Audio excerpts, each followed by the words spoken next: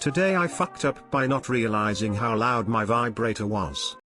I'm an adult now, but an Askreddit thread brought up a memory from 5 years ago, so I thought I would share. To paint a picture, my parents were not sex positive, or negative. Was never given the talk but was never told to abstain. I went to college my freshman year, and now that I had a mailbox that wasn't my parents', I bought a vibrator. I broke my back freshman year, 100% recovery, minor surgery, and so I subsequently took a gap year back at home to recover. Enter vibrator. I was 19, still a horny teenager, and banned from sexual intercourse for 6 months because of my back. I did the deed frequently, to say the least. Or closed, locked, whatever. One day I'm home alone, and I decide to get down to business. I turn the vibrator on when I realize I left my phone in the other room, so I run out to grab it. I leave my room without turning off the vibrator, and it's so loud. The room I am going to is at the end of the hallway, past my parents' room. Meaning, if I can hear this buzzing from this room, my parents can 100% hear it. I do a quick canvass of the house and realize there is not a single spot where you can't hear the vibrator. It flashbacks to the countless times my parents were in their room at night, probably listening to a faint buzzing and laughing at me. I've never thrown out something so quickly in my life. My parents never addressed it, but they know. Too long didn't read. My vibrator is a sonic jet that can be heard from the entire house. Should have immediately bought a vibrating back massager and then use it in the living room so they think that's what they always heard. This / this is your excuse. It's perfect, you did hurt your back. The positioning of I bought a vibrator. I broke my back made me laugh. From the title of loud vibrator to me picturing a jackhammer. SD. I can see your parents in bed now. Mom reading, father slowly drifting off. Then suddenly the buzzing. Your parents look at each other, an unspoken conversation happening there by the light of the bedside lamp. Your father rolls the pillow around his head to drown out the sound and the thought of what it means. Your mother rolling her eyes and debating for the umpteenth time if she should get up and say something. Your father is mentally singing John Jacob Jingleheimer Schmidt. Your mother is counting the minutes and wondering if you might hurt yourself. And then one night it just stops. The first night there he lived. A week later and the whispered conversations about what to do or say are insane. Did you leave it on a hard surface? The amount of noise made is drastically muffled while inside certain orifices. It was left on a pillow, so unfortunately probably as muffled as it was going to get. I bought a vibrator. I broke my back freshman year. Oh my god. 100% recovery, minor surgery. Well, thank goodness. Today I fucked up by getting in the shower with my future mother-in-law. This actually happened about 30 minutes ago and I still can't process it. So my fiance and I lived together in our house, and because of the whole quarantine thing, she was worried about her mother being all alone, so we invited her to stay with us and she agreed. A bit awkward at first, but she's good company and passed the awkward stage within 2 days. Yeah, so I woke up this morning and my fiance wasn't in bed, but I could hear the shower in our bathroom. Feeling a bit frisky, I decided to join her and maybe play around a bit. Got fully naked and ready to go. I opened the door and the speakers in the bathroom were playing music, and then it hit me. Maybe I should tiptoe in and seductively start kissing from behind like in the movies. It looks hot there, so maybe it'll be the same in real life, right?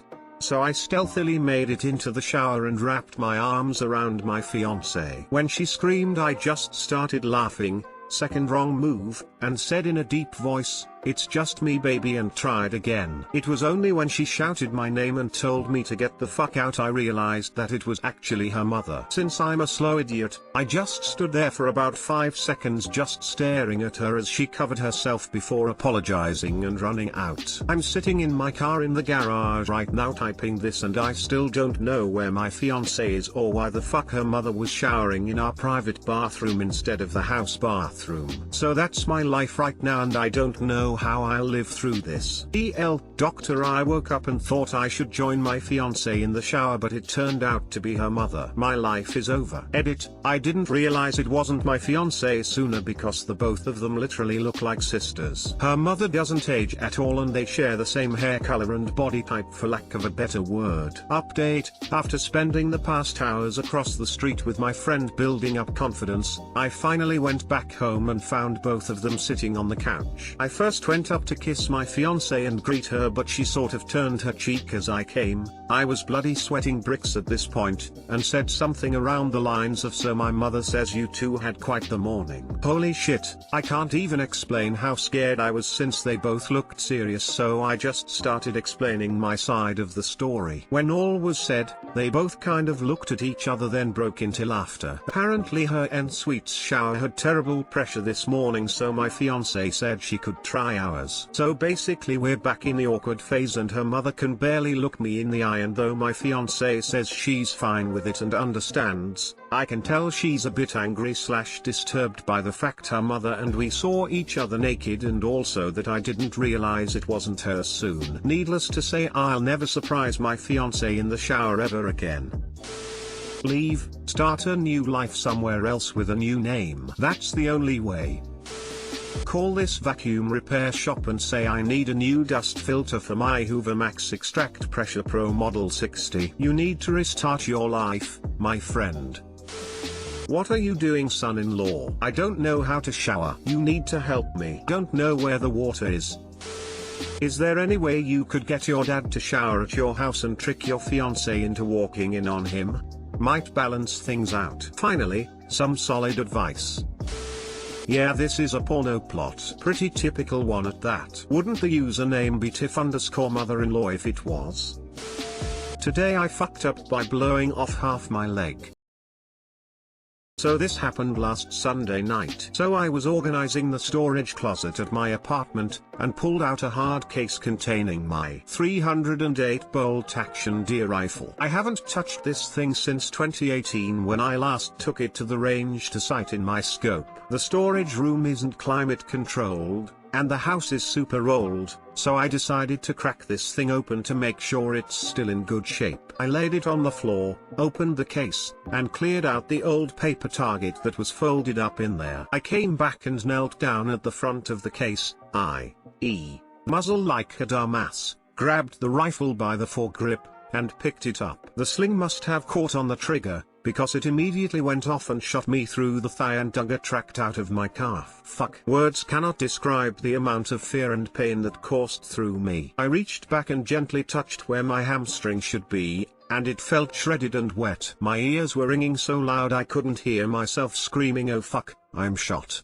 Oh my god, I'm shot, call 911. My ex-GF was there getting some of her things. We had broken up days prior but remained friendly. She was calling 911, I had enough composure about me to direct her to grab a tourniquet that I had from my army days as a medic, put it high and tight in my groin, and immediately began losing motor function as I slipped in and out of shock. I remember a few things from what ensued as emergency services arrived on scene. I remember the feeling of bones in my femur grinding together as they moved me onto a spine board. I remember being repeatedly shoved back down as I kept sitting up trying to assess the damage for myself. I remember my family being outside in a panic as they brought me outside to the ambulance and hearing the police tell them there was no time to speak to me because I was dying from blood loss, and that I'd be lucky to keep my leg. The rest of that night is a blur of narcotics and panicked healthcare personnel, and me holding the hand of a nurse who kept me reassured that I was going to live.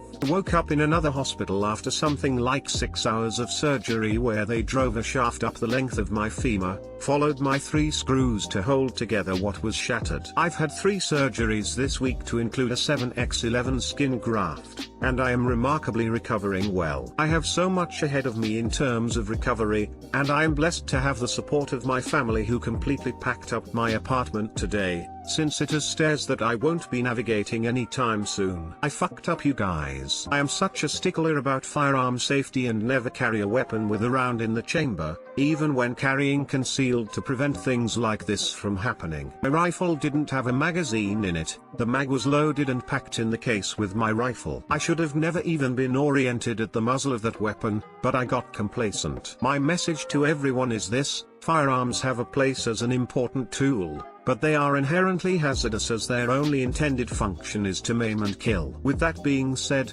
double, triple, hell, clear your firearms as many times as it takes to make it a habit every time you touch a weapon. Even if you briefly put it down, clear it again when you pick it up. Practice firearms safety 100% of the time, because it only took a fraction of a second to really fuck me up, and that could be you. Just please use my story as a lesson to encourage proper safety practices, because this week has been the hardest, most painful days of my life. Thank you. TL, doctor, shot myself in the leg with a 308 rifle because I had a lapse in safety and almost died. Please be safe with guns, because if they hurt you it really fucking sucks. For those grilling me about storing a loaded gun, I never said I packed it up at the range. We were alternating between a few rifles and I didn't go behind and open every case to double check that they were all clear once we got loaded up. Don't be dicks about me making soldiers look bad or questioning my competence therein. I'm a responsible gun owner who made a mistake that anyone could have, which led to an accident. I never even got the rifle in my arms to check it, which would have been my first move. Edit 2. No, you can't have pics right now because it's literally just one big ace wrap from hip to toes. I'll see what I can do about getting you some pics of the x-rays though, and if you guys are really into it, I'll take one when they change my bandages. All I can say is that I had an entry hole the size of a golf ball. Some shit band-aids can't fix. Edit 3. Picture from my dressing change today. This is the most that the doctor would let it be exposed without setting up a sterile field. I'm hooked to a wound vac, and we're just trying to keep everything clean while it heals. The old accidentally shoot yourself in the leg to make her feel bad and stay with you trick. I can tell you from experience it works 60% of the time every single time. Is it just me, or is it fucking weird that this guy used the time when his ex is packing her shit to pull out his old gun? E1, yes, I understand the implications of the above, and yes, I realize it's more outlandish to believe that than the spur of the moment clean/discharge story, but that doesn't make his timing or the implication and less odd. 2. From up on a different comment. My mom is a very conservative Christian lady, and my sister said she almost died when she found the shoebox that serves as my lost and found for girls' underwear. I'm pretty mortified. Call me an armchair psychologist all you like. Bro is fucking weird. Had a box of women's underwear while he had a girlfriend who either lived there or spent a lot of time there. Once you stop seeing a girl, if she didn't get her undies back, you just throw them away. Don't store them in a box for the rest of your life.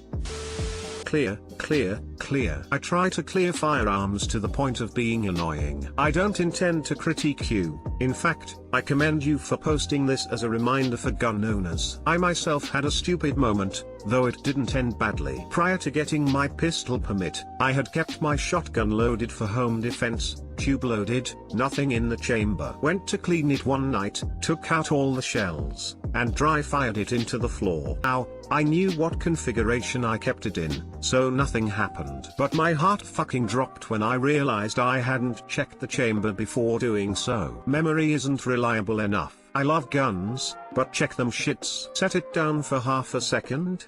Start racking slides and checking chambers. Looked away to speak to someone. Rack slides, check chambers. Just tracked the slide and checked the chamber. Rack and check once more. Recover swiftly. Thank you, again, for posting this as a service instead of being too ashamed to say it. Damn dude. This is why I always store my shit cleared and open. Usually with a chamber lock too. I hope you heal fast and keep your leg. Wow, that sucks. Were they able to save the leg completely? Didn't see if you had lost a big chunk or not, and hope you're doing better than that day. They were able to save it. I've had a pretty large tissue graft on Friday, and the belly of my hamstring is blown out, but physical therapy seems to think I have really good odds at making a good recovery.